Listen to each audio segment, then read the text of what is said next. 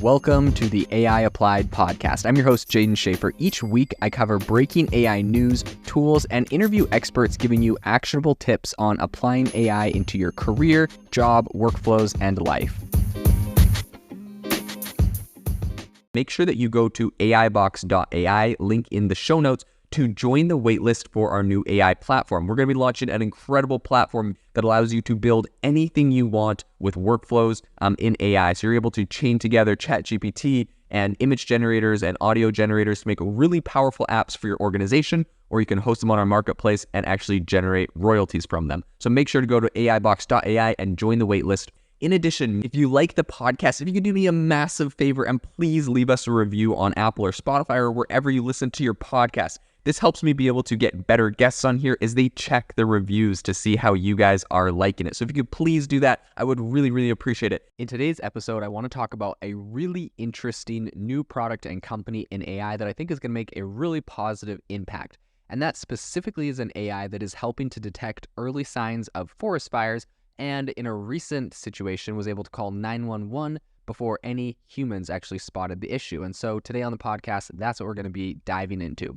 So all of this comes on the back of a new company called Pano AI. And the reason that I'm also covering this, in addition to the fact that it's, just a really interesting company that's doing some interesting things, is because it has recently closed over a $17 million Series A. So that's, I think it's essentially they extended their $20 million Series A with another $17 million. So all in all, they're close to $40 million that they have raised.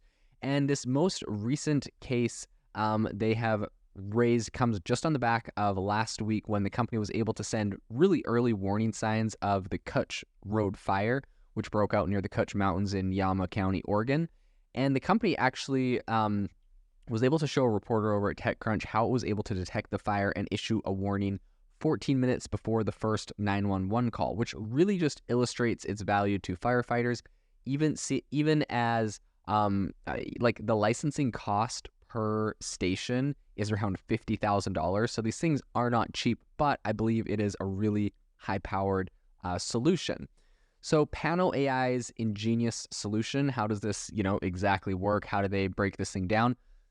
Well, essentially it is, they're mounting a high definition camera that is remotely controlled, and these cameras can either be manually operated by a human or set to a scanning mode, where they just rotate roughly once per minute, and AI is then brought in to analyze the video footage that they are taking for any signs of smoke or fire, and if anything is detected, an alarm is triggered. Now, just due to the fact that, these things are in really remote locations, they're scanning footage of massive amounts of area that you really do need. Like, AI is a really key player in this, in being able to actually detect smoke and fire, because, from the naked eye, it's not always evident what around, if something around is smoke or something around is fire. And in the case of, this most recent Kutch fire, right, this was 14 minutes before any humans actually saw any fire and called 911, and they were able to actually detect it.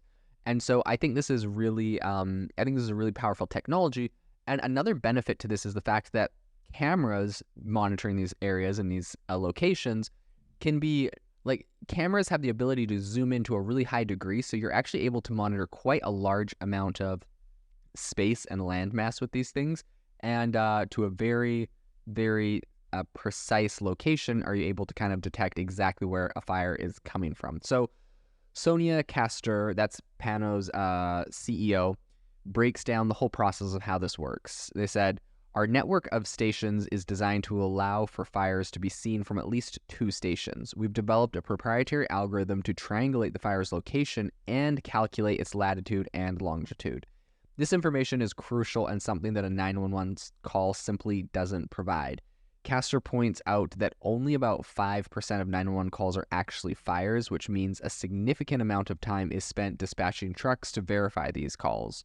And in my opinion, that's absolutely crazy, the fact that only 5% are actual fires.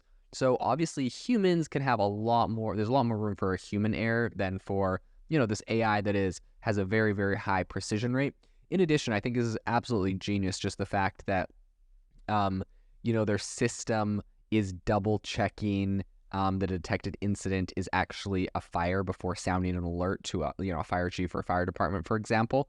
And I think it's really impressive the way that they're actually triangulating these fires. They're able to use AI not just to detect them, but also to detect their location, which in my opinion is like one of the biggest benefits, because a 911 call is like, hey, I live X, Y, and Z location. I can see off over to the right somewhere a big fire. By the time the firemen actually locate where the fire is exactly based off of that, the blaze could have grown, spread, and been a little bit out of control. Whereas in this case, if they're able to, say, boom, we see a fire starting, this is the exact location, it's very quick to be dispatched and to get that thing under control. So I think this is a really clever combination of essentially early detection and high-resolution alerts, which can provide emergency responders with really accurate information on both the nature and the location of the detected incident.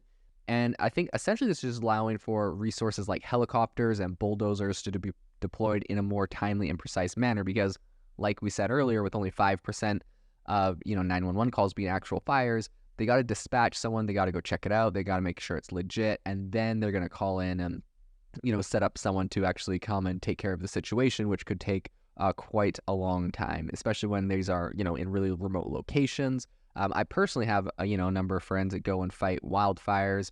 Some friends from Canada, some friends from Arizona.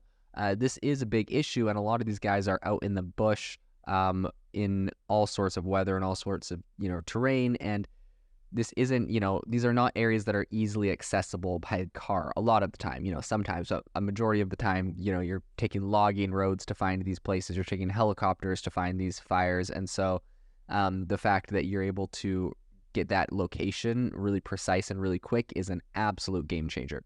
So I think despite its recent success, Pano AI's fundraising journey has been pretty challenging. Castor notes, hinting at the downturn in venture capital markets, the company decided to aim for less capital in 2023 and prepare for a larger round next year.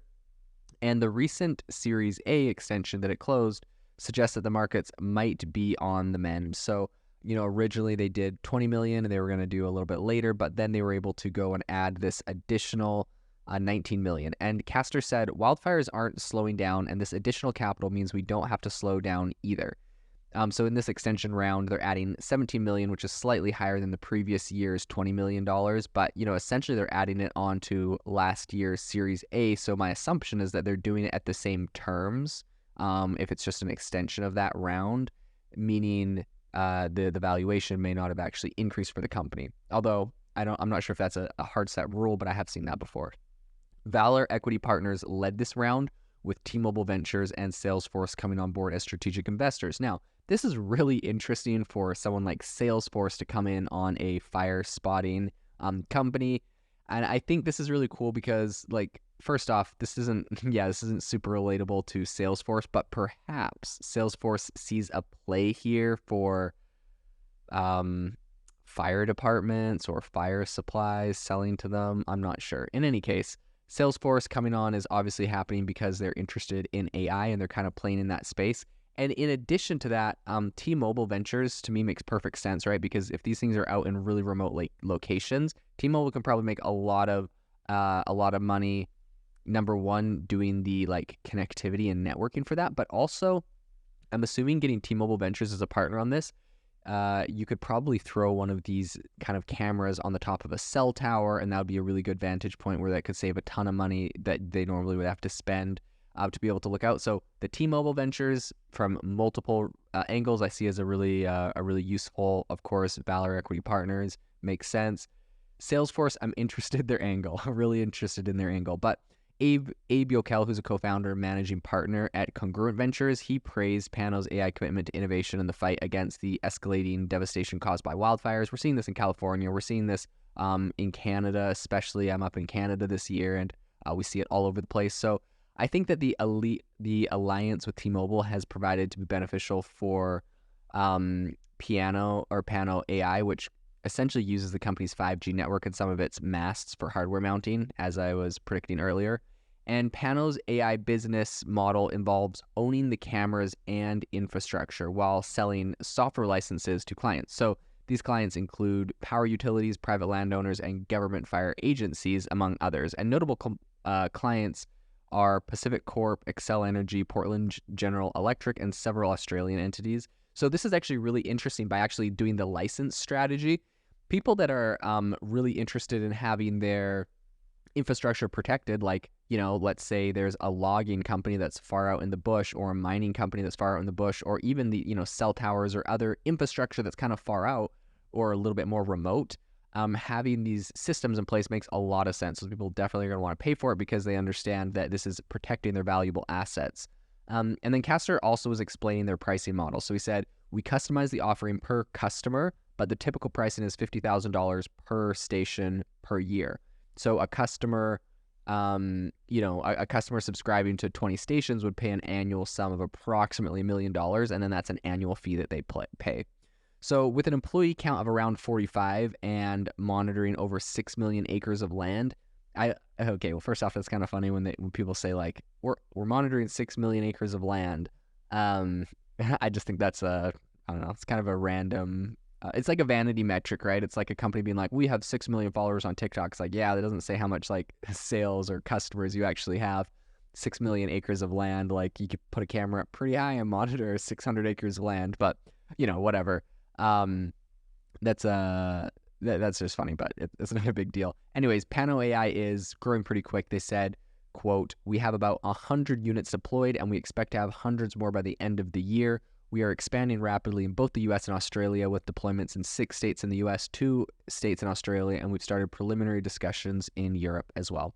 Overall, I'm really excited for this technology. It's going to make a big impact. Obviously, forest fires are something that is an issue for a lot of different jurisdictions and a lot of different locations. So I think this is going to be a big play, and what an awesome use of AI. So overall, really excited they were able to extend this with an extra $17 million on this round. I'll be interested to follow this company in the future. If you are looking for an innovative and creative community of people using ChatGPT, you need to join our ChatGPT creators community. I'll drop a link in the description to this podcast. We'd love to see you there, where we share tips and tricks of what is working in ChatGPT. It's a lot easier than a podcast, as you can see screenshots, you can share and comment on things that are currently working. So if this sounds interesting to you, check out the link in the comment. We'd love to have you in the community.